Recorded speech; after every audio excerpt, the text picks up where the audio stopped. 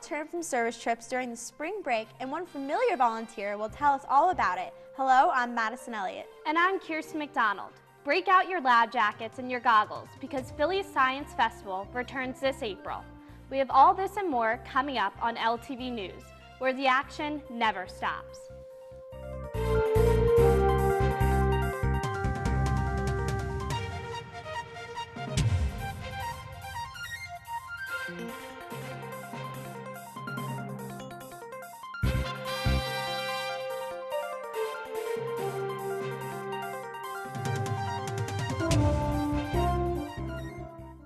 Hello, welcome to LTV News, where we bring you everything from 20th on Olney Avenue, Philadelphia, and the world. There's a lot to catch up on the next half hour, as Corey Meredith sits down with the director of the upcoming spring play here at LaSalle. So let's hear the buzz around campus. LaSalle will be taking a trip to the Cherry Blossom Festival in Washington, D.C., and all students are invited. The event is sponsored by the LaSalle Cross-Cultural Association and costs $5 for the round trip to our nation's capital on April 16th. Tickets are on sale from April 5th to the 15th in the Student Programming Center. This year, the festival will be held from March 20th to April 17th. The National Park Service, who works with the festival, has estimated that the peak blossom dates for the flowers will be around March 24th. The peak bloom dates vary from year to year due to weather conditions, but this year the weather should be perfect. The students spoke and the university listened. The Connelly Library now has new hours of operation and will be open 8 additional hours every week. It will remain open until 1 a.m. Sunday through Thursday, and it will open at 10 a.m. 2 hours earlier than before on Sunday and Saturdays. Another spring break has come and gone, and over 100 students spent their break in true LaSallian spirit by dedicating their time to service. Reporter Callie Martin had the opportunity to travel to the Dominican Republic and can explain what these service trips are all about. Take it away, Callie. LaSallian Immersion and Volunteer Experience offers students an alternative break by going to different countries or staying local to the U.S. to experience another culture and give back. Students have gone everywhere, such as Montana, Kentucky, Haiti, and the Dominican Republic, which I was fortunate enough to join. From the moment I stepped off the plane, I had a huge smile on my face, and as the week went on, it only got bigger. It was such an amazing feeling when I got to meet the family who my group and I were building a new home for. They are such a beautiful family who had so little but was so happy and appreciative for every little thing they did have. We ended up finishing the home that week, and boy, was that feeling indescribable when the last piece of the roof went on. Not only did we build a home for the family, but we also put on a carnival for the kids in the village. Seeing every kid's face light up just from playing baseball, blowing bubbles, and coloring made me realize so much about life and how fortunate I was as a child and still am. Going on Equipo Esperanza was life-changing and gave me a whole new mindset of how important it is to appreciate the little things in life, like family, time, and living life to the fullest. I learned that appreciating the little things is all a person truly needs in life. With LaSalle's spring semester comes the always highly anticipated theatrical production provided by The Mask. This April brings Shakespeare's Much Ado About Nothing to the Dan Rodden Theater. Corey Meredith spoke with the director, Don Loveland, about the play. Take a look. Hello, I'm Corey Meredith, and today we are inside the Dan Rodden Theater sitting down with the director of this year's spring play for The Mask, Don Loveland. So thank you, Don, so much for joining us today. Of course. In your home, I guess you could say, for spring. So what show or plans for The Mask do you guys have for this year's spring recital? So we're doing Much Ado About Nothing, so a little Shakespeare this April. Is there a reason that you guys chose Shakespeare? Well, the students pick the show each year, so this is a show that they were really passionate about doing, and they have a whole elaborate process of how they pick and narrow it down, and this is the one they chose for the year, and I think it's a great choice for the group. Yeah, I do too. It's kind of like old-fashioned, but bringing it back a little bit. Yeah, and there's awesome. A lot of great roles for for this group. So speaking of roles, how does that go about? How do you decide who gets what role, the lead position, all that stuff? Yeah, we have auditions. So it was my first day really getting to know everyone, and we give what's called sides, but it's sections of the script. Talk a little bit about who the characters are, see people read together, and just kind of make that puzzle together. You said it's your first day because LaSalle hires outside directors to come in and write for the show. Right. So how did you really get involved with all of this? Honestly, I had applied to a job posting which really interested me because I love working with college students. You know, they're so passionate about what they're doing and so excited about it. I'm also fairly new to the area. I just moved here in August. So I was really excited to get involved. So what do you think that the mask brings to LaSalle as a school and to its students who are participating in it especially? Oh, I mean, theater is such a wonderful community. You know, it's so great for the students involved in it, and it's such a wonderful thing to bring to everyone, Yeah. you know, because it's something you can enjoy together, talk about, you know, maybe you wouldn't necessarily go see a professional Shakespeare play, Yeah. But you get to try it here, and I love that. I think Yeah, it's really there's great. definitely a really family bond, I feel like, with the mask here Oh, between for all sure. of the people who are actually in the plays or behind the scenes. Like, it's just one big family, the lighting, everyone. Absolutely. I think it's really great. So working with students, you enjoy, that's something that you enjoy doing, I suppose, right? Absolutely, and I do a lot of work in theater education when I'm not here too, so it's something I'm really passionate about. But students work in a very professional way as well, which is why I like the college age. Yeah. So what do you do outside of directing LaSalle's play? So I work in the education department at Theater Horizon, which is up in Norristown, and I also direct kind of freelance direct where I can get jobs. I've done a lot in Connecticut, which is where I lived until this summer. And also, you know, directing, teaching, stage managing. A lot of people in theater do about 12 different Everything. things. Yeah. It's good to be versatile. You have to be. So getting a little bit back to the play, with practices and all that, how often do you guys practice? How frequently? Is it very demanding? Yeah, I mean, we rehearse a lot. We rehearse for 5 hours a day on Sundays. So students are really giving up their weekends for this. And then 6:30 to 10, Monday through Thursday. Tech is working a lot of that time too, and they're sort of the unsung heroes that you don't always see in the spotlight, Yeah. but everything that they're doing is fantastic. Yeah. So yeah, it ends up being probably close to 20 hours a week that these students are working away on this project. That's awesome. From, you know, early, like the first week of February through the beginning of April. Now, when does the play actually air for the students and other people to come see it? It runs for 2 weekends. We open April 8th, so we run that weekend and the following. So a little bit of a time crunch coming up. Yeah, we're getting into the home stretch, you know, learning. Well, the show is learned basically, and now we're cleaning, perfecting, and trying to make each moment the best it can be. Yeah. So what really goes into directing a play? How stern do you have to be? I mean, I don't like to be a very stern director.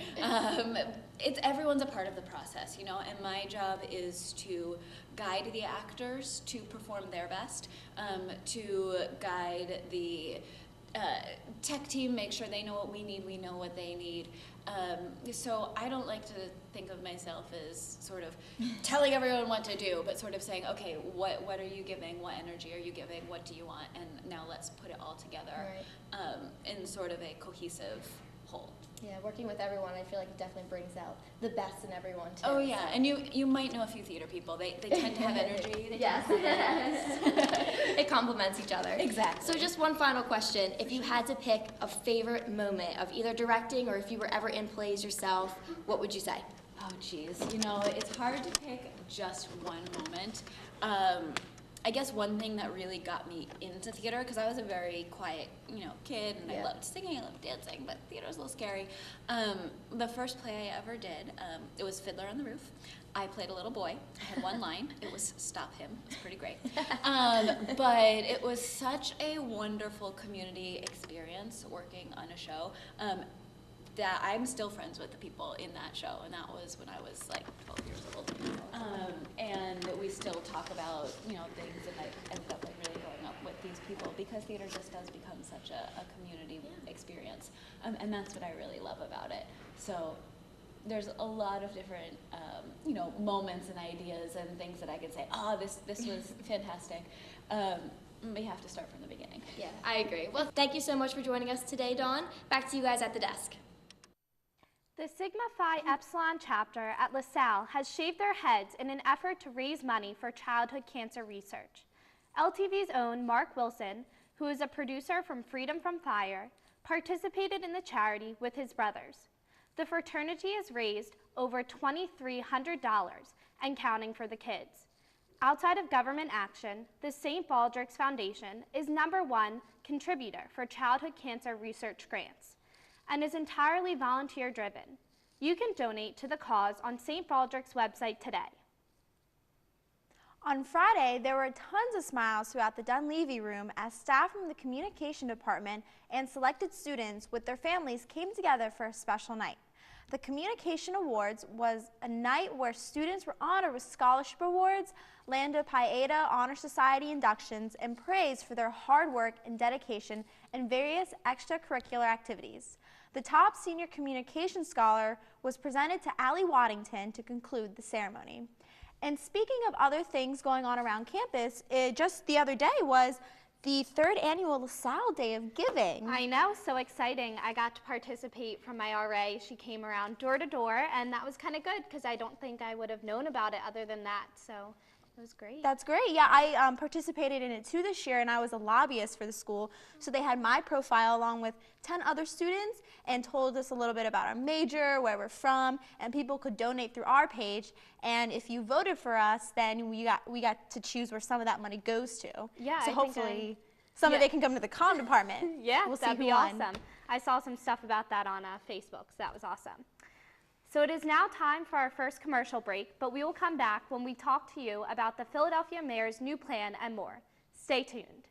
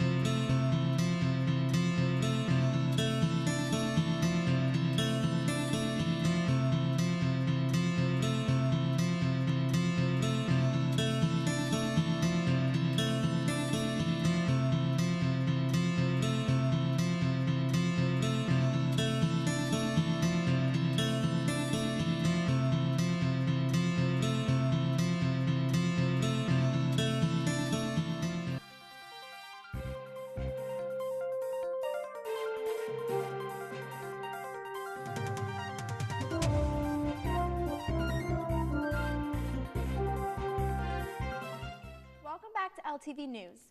The Philadelphia Science Festival is back and ready to prove the theory that science is fun. The festival is returning for its 6th time on April 22nd through the 30th.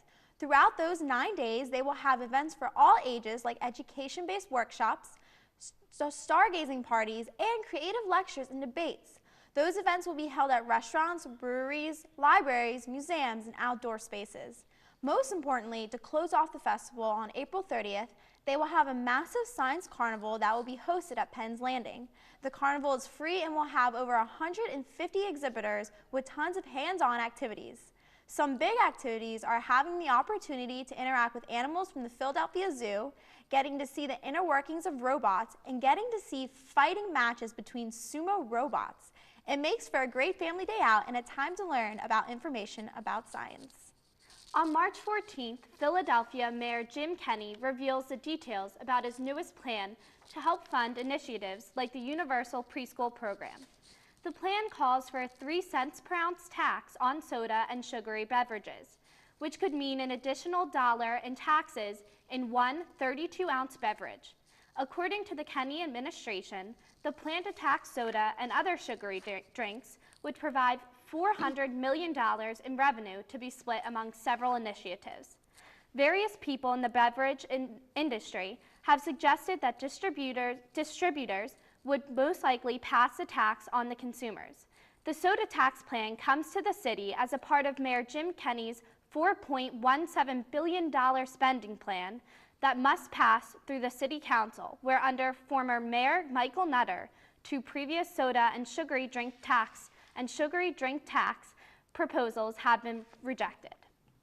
3 Philadelphia Big Five teams earned their bid to the March Madness this season, but only 1 remains heading into the Sweet 16 round. In the first round of the tournament, the Temple Owls lost a heartbreaker to Iowa when Hawkeyes' Adam Woodbury scored a buzzer-beating overtime layup to move on. On the West Coast, St. Joe's University looked to make a Sweet 16 run after a very promising regular season. The Hawk did not die in the first round as St. Joe's captured a 78-76 victory over Cincinnati. In the next round of 32, the Hawks matched up with the #1 seeded Oregon Ducks. St. Joe's would fall short to the Ducks 69-64 after a few cringeworthy late-game possessions. Now begins the Sweet 16 round, and Villanova will fight on for Philadelphia alone. As the #2 seed in the Madness, the Wildcats have a date with the Miami Hurricanes in Louisville, Kentucky. Nova cruised past UNC at Nashville and Iowa in the first 2 rounds. Best of luck to the Wildcats. Crazy to think that they could be playing right here in Philadelphia. It's a bummer they aren't. I know, because there's some tournament games being held right at the Wells Fargo Center, but they're going to be all the way in Louisville. I know, but I'm still happy for them. I'm glad someone from Philadelphia is representing us. Me and too. They're not too far away, so we can support them, maybe. Maybe. I mean, I have faith in them because they were once the #seeded team in the country, so we'll I know. see I got what them happens. going all the way in my bracket, Me so too. who knows? I'm rooting for them in that sense. From now until the end of August, the Franklin Institute features an exhibit called The Lost Egyptian. Take a close look at the ancient secrets and modern science with LTV reporter Corey Meredith. Hello, I'm LTV News reporter Corey Meredith, and today we are here at the Franklin Institute visiting the newly and limited edition Lost Egypt Mummy exhibit. Let's go check it out. The Franklin Institute's Lost Egypt exhibit is home to ancient secrets and modern science. Only costing $5 with paid general admission, the limited edition exhibit offers an array of learning experiences. The interim director of museum programs, Mickey Maley, explains more. This one's very, very hands-on. Lots of really great interactive programming, learning a lot about how to build pyramids, reconstructing pottery images from clay pots, as well as how archaeologists go about the business of matching up different pieces to different objects and different artifacts. Tying together ancient science and technology to modern equipment, the Franklin Institute offers real-life examples of tools that archaeologists use today. Modern technology components such as ground-penetrating radar, which we have an example of here in the exhibit, as well as using different 3D reconstructing instruments such as CT scans to build out what a mummy may look like under its wraps without having to unravel the mummy. Speaking of mummies, one of Lost Egypt's main attractions is their real-life mummy named Annie. Annie gets her name because she was buried anonymously. The only thing known about her is that she was a teenager when she passed away, and her body was pulled from the Nile River. Because the river is so sacred, Annie received a burial similar to that of a priest. The exhibit offers other educational elements such as murals, videos, and desert wind examples. Lots of people like to be able to be immersed in their own educational aspects, so creating imaginative and new ways of engaging with the content. Naturally, we're not going to have them building a full-size pyramid, but scaling it down and using familiar materials such as wooden blocks or fake concrete blocks to be able to maneuver things around to give people the idea of what it would be like to try to build a pyramid themselves. I followed the instructions and tried to build my own pyramid, but I'm definitely not an ancient Egyptian. We're building pyramids. This traveling exhibit will only last in the Franklin Institute until August 28th. Be sure to stop by and check it out. We've learned how to build pyramids, we survived in the desert, and we even saw a real mummy. From inside the Lost Egypt exhibit at the Franklin Institute, I'm LTV News reporter Corey Meredith. Coming up after this last commercial break, find out how Twitter has set up a unique plan to monitor air pollution levels. We'll be right back.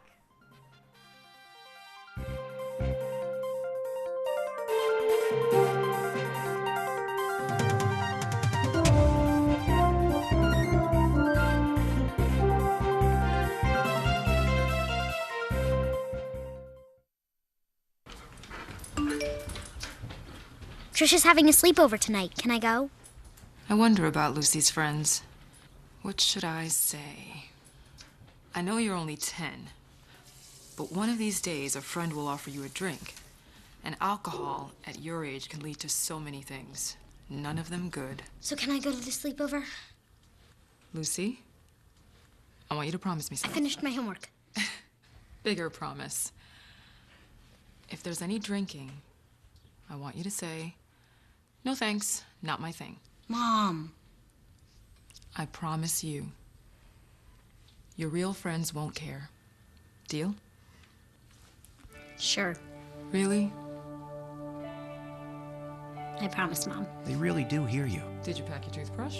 For tips on how to start the talk, visit underagedrinking.samhsa.gov. A public service message from the Substance Abuse and Mental Health Services Administration. Oh, hey, bud. Oh.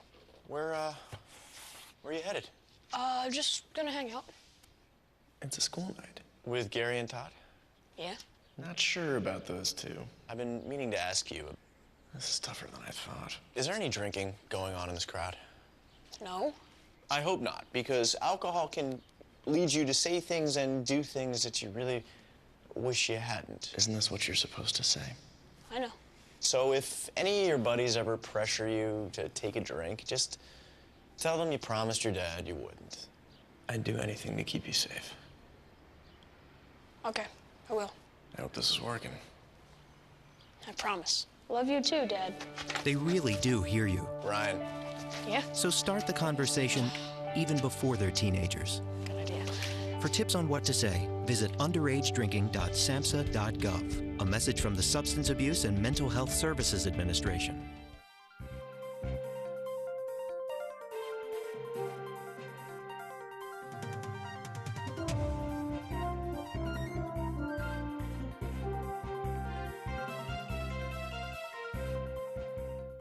Let's check out what's going on around the world. Could anxiety medicine successfully treat autism? According to a new study by Neuron, already marketed anxiety drugs can be taken in low doses to manage symptoms of autism. Mice bred to have autism-like symptoms were treated with low dosages of anxiety drugs, showing lower repetition rate and improved social interaction. Although this test has not been done on humans, with such positive impact that anxiety drugs tested on mice shows potential for using safer and already common drugs to treat autism spectrum disorder. The exact impact remains unknown due to the lack of tested animals and the variations of severity of autism on patients. The team plans on continuing to test new drugs that could potentially work as future human clinical trials for autism patients. In a world of technology and drones becoming the new way to deliver packages, Twitter, one of the leading technology companies, is deciding to go old school. They partnered with a Paris-based team called Plume Labs and have taken a group of 10 pigeons and are calling them the Pigeon Air Control.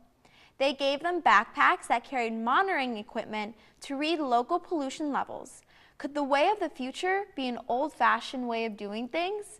So this was a really interesting concept, Kirsten. I was reading online more about it, And basically, you can tweet at these pigeons, like at Pigeon Air Control in the area of London that you are, and it will tell you the different levels of nitrogen in the air, of carbon dioxide, and of other compounds in the ozone. Yeah, this is truly revolutionary. This is absolutely crazy to think that we can do something like this, and I think it's awesome. Hopefully we get something like that here, and maybe that'll help us out in the long run.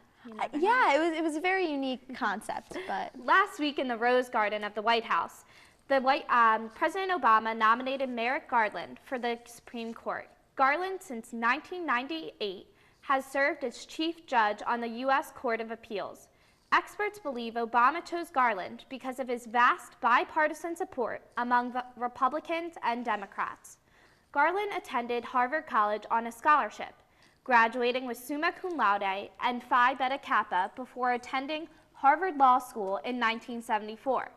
In an emotional speech, he thanked President Obama for his nomination to the nation's highest court. Quote, this is the greatest honor of my life, other than Lynn agreeing to marry me 28 years ago. It is also the greatest gift I have ever received, except there's another caveat, the birth of our daughters, end quote. The nation now goes to the Congress for the chambers to vote and confirm the appointment. Leading Congress majority leaders have said that they will not hold an appointment hearing until after the 2016 presidential election. Earlier this week, the world experienced horror again from the actions of extremist fighters of the Islamic State. Early Tuesday morning, 3 explosions in the airport and a subway station of Belgium's capital city, Brussels, occurred, with one being linked to a suicide bomber. Over 30 people were confirmed dead and hundreds of more injured. 8 hours after the attack, ISIS claimed responsibility for the incident through their news agency. Several days before the attack, the last surviving gunman involved in the Paris attacks last year was arrested in Brussels. Charles Michel, the Prime Minister of Belgium, stated, quote, "We were fearing terrorist attacks, and that has now happened," end quote. From all of us here at LTV News and the rest of LaSalle TV, we extend our thoughts and prayers to those affected by the attack on Brussels. Well, that's just about does it for this episode. But be sure to find us on the web, as well as the rest of LaSalle TV on Facebook page. We love to hear your thoughts, so tweet us using our Twitter handle and start the conversation. If you missed the scoop and want to see it, you can find episodes on YouTube on our LaSalle TV Philly page. Until next time, for Corey, Kirsten, and the entire crew, I'm Madison Elliott. Thanks for watching LTV News, where the action never stops.